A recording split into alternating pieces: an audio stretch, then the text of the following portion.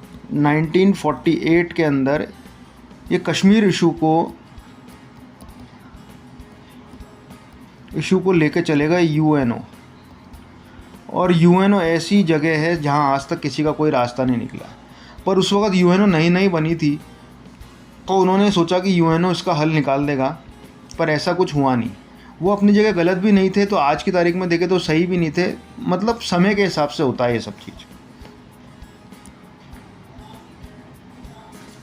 चलो अब आगे की बात करते हैं। अब क्या हुआ, ये साहब आपका कश्मीर है, ये आपका कश्मीर है।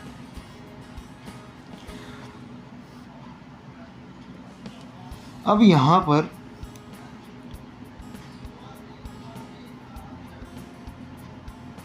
ये हिस्सा 30% है।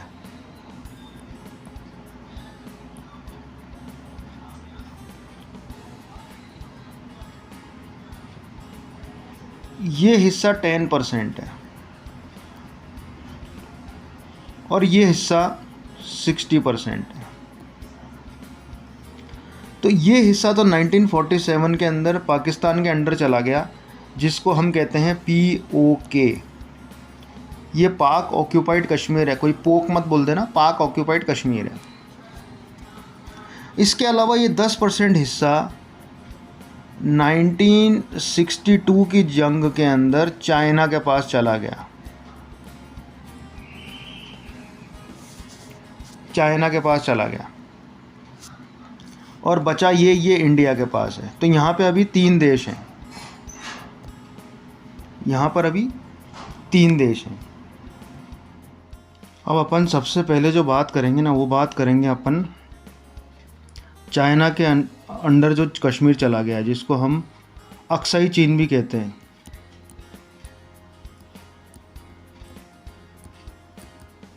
या COK। इसकी बात करते हैं, जो 1962 की लड़ाई के अंदर उनके अंडर चला गया था। अब ये बात शुरू होती है 1959 की। तो 1959 के अंदर चाइना का जो रूलर था 1959 के अंदर, उनका नाम था माओ ज़ेडोंग।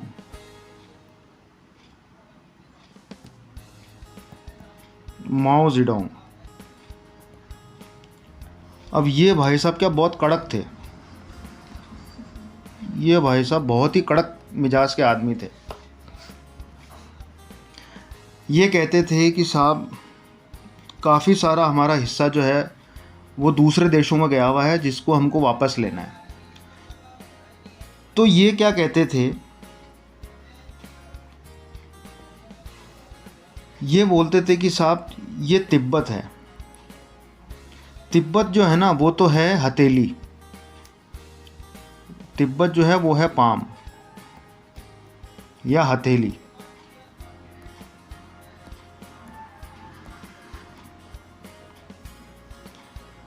ठीक है साहब, तिब्बत तो हो गया पाम, पर अगर आज कोई हाथ का पाम है या हथेली है तो उसकी उंगलियां भी तो होगी। तो चीन कहता था उंगलियां कौन सी है, number 1 Ladakh, number 2 Nepal, number 3 Sikkim, number 4 Bhutan, और नंबर 5 अरुणाचल प्रदेश। वो कहते थे साहब तिब्बत जो है ना वो तो हथेली है, और ये 5 फिंगर्स हैं, तो ये सारा चाइना है, हम इनको लेके रहेंगे। तो इस चक्कर में उन्होंने अक्साई चीन जो है वो लद्दाख का हिस्सा है, अक्साई चीन को उन्होंने 1962 के अंदर लड़ाई थी उसमें वह चला गया। अब बात करते हैं कि साहब अभी रिसेंटली क्या हुआ। अभी रिसेंटली आपने देखा होगा कि इंडिया चाइना फेस ऑफ हो गया था। तो इंडिया चाइना फेस ऑफ जो हो गया था उसके अंदर क्या हुआ था भाई, देखिए यहाँ से यहाँ तक तो ये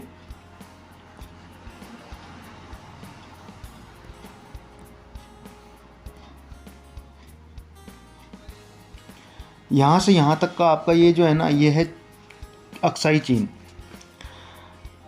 ये है 10%। अब यहाँ पर क्या है, एक छोटी सी झील है। इस झील का नाम है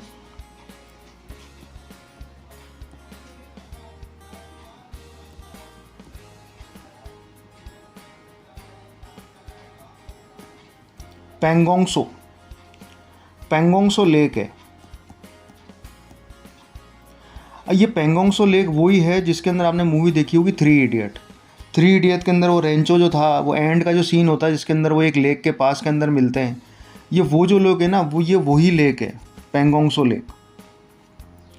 अब यहाँ पर क्या था, इस लेक पे क्या था कि वो चाइना आ गया, यहाँ पे इस लेक पे चाइना आ गया। अब इस लेक जो है, इस लेक के पास के अंदर कुछ एक पहाड़ियाँ हैं, ऐसी छोटी पहाड़ियाँ हैं, ऐसी छोटी पहाड़ियाँ हैं। तो इन छोटी पहाड़ियों के अंदर क्या है कि ये जो पहाड़ियाँ हैं ना, तो ये 1 2 3 4 5 6 7 8, तो ये छोटी पहाड़ियाँ हैं, इनको 8 फिंगर कहते हैं। इनको 8 फिंगर कहते हैं। अब इंडिया जो है ना, वो 1 से लेके 4 तक इंडिया का, ये पूरा 8 इंडिया के अंडर है, पर इंडिया जो है ना 4 तक आता है। पर 4 से लेके 8 तक वो पेट्रोलिंग कर सकता है, वो पेट्रोलिंग कर सकता है। पर चाइना इस लेक पे आ गया और चाइना ने ये बोला कि नहीं साहब, इंडिया वालों को बोला कि नहीं, आप तो 1 तक ही रह सकते हो, केवल 1 तक रह सकते हो। ये हिस्सा जो है ये चाइना के अंडर है, ये हिस्सा चाइना के अंडर है। तो यहाँ पे गतिरोध हो गया था।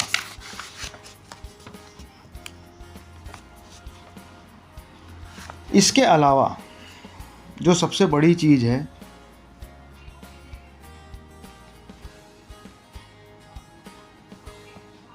इसके अलावा जो सबसे बड़ी चीज़ है ना, वो ये है कि अरुणाचल प्रदेश जो है, इसको चाइना अपना साउथ तिब्बत का हिस्सा बताता है, साउथ तिब्बत का हिस्सा बताता है। ये कहता है कि अरुणाचल प्रदेश उसका हिस्सा है क्योंकि यहाँ का धर्म, यहाँ का सब कुछ जो है वो तिब्बत से मेल खाता है। अब आप ये देखिए कि साहब, तिब्बत तो खुद चीन का नहीं है, तो अरुणाचल प्रदेश चीन का कैसे हो जाएगा? मतलब आप देखिए, चीन कुछ भी करता है, कुछ भी बोलता है, उसके बोलने करने से किसी को कोई फ़र्क नहीं पड़ता।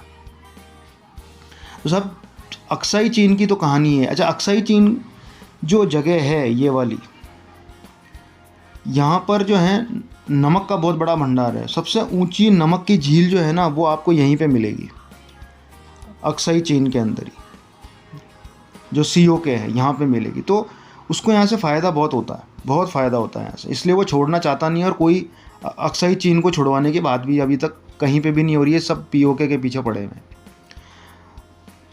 तो अपनी क्लास जो है वो आज यहीं एंड होती है। अभी अपन ने सीओके किया है, नेक्स्ट क्लास के अंदर अपन बात करेंगे पीओके की, पीओके के बाद बात करेंगे अपन इंडियन कश्मीर की। तो आज की क्लास के लिए इतना ही, जल्दी ही नई क्लास के अंदर अपन मिलते हैं। इसको लाइक, शेयर, सब्सक्राइब करना ना भूलें और बेल बिल्कुल भी बजाना ना भूलें, नहीं तो आप लोगों को नोटिफिकेशन नहीं आएगा। Thank you.